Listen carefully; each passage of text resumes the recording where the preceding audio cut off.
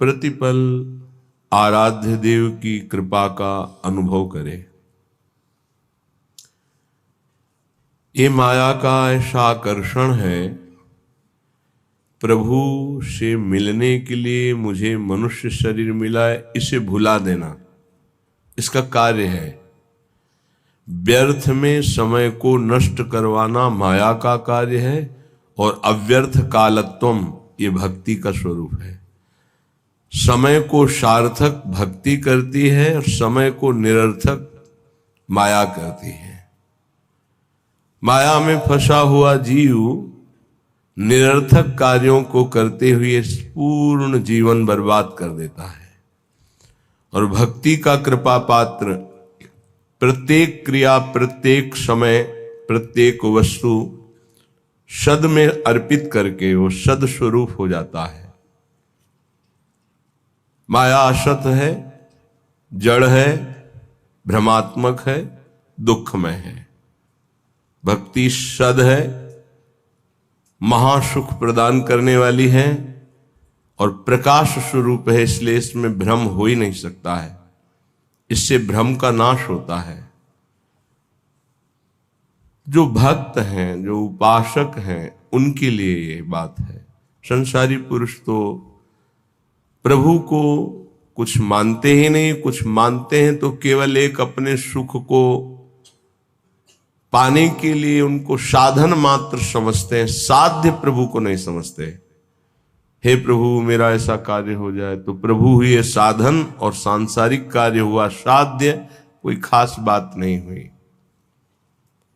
यहां भगवत प्राप्ति की जो चर्चा है उसमें है साधन संपूर्ण विषयों को बना ले, क्रियाओं को बना ले, वृत्तियों को बना ले और साध्य प्रभु को माने। यहां से प्रारंभ होता है भगवत मार्ग। नहीं, उसे हम भगवत मार्ग नहीं कहते हैं। जो केवल सांसारिक भोगों को, सांसारिक पदों को, सांसारिक वस्तुओं को सत्य मानता है और सुन सुनाकर कहीं ना कहीं प्रभु से इतनी आस्था रखता है कि हमारी सांसारिक कामनाओं की पूर्ति हो जाए, वो विषयी साधक है, उसे अभी परमार्थिक नहीं कह सकते।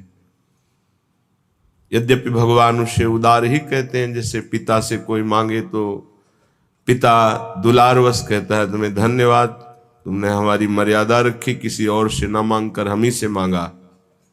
इसी तरह प्रभु कहते हैं उदार है, आर्त या अर्थार्थी या जिज्ञासु।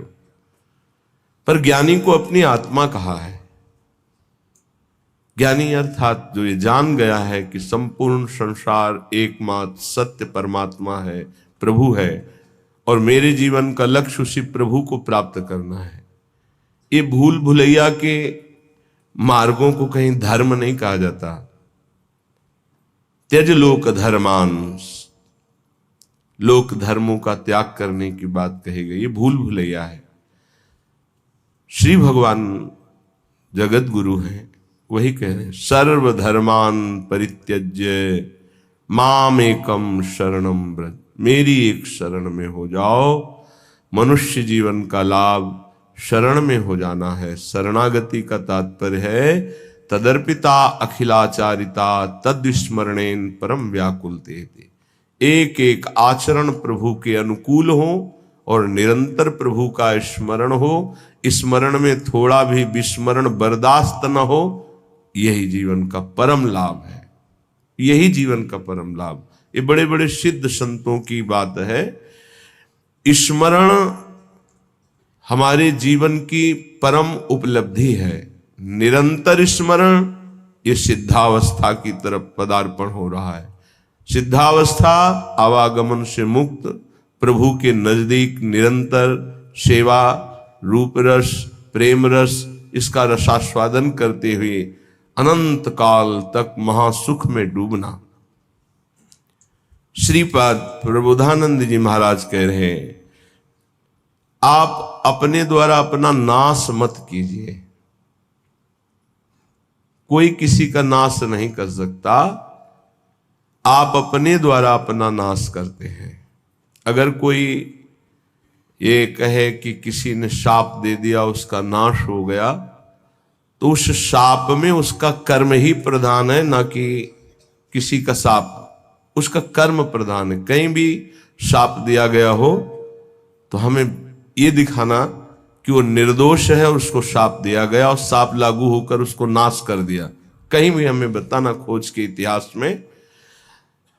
मुनिन का क्रोधो मुक्ति दातार, अगर संतों ने कभी किसी को दंड दिया है, शाप रूपी दंड, तो सीधे भगवत प्राप्ति हुई उसकी। जैसे नलकुबर मणिग्रीव परम पावन भागीरथी अलकनंदा में, आकाश गंगा में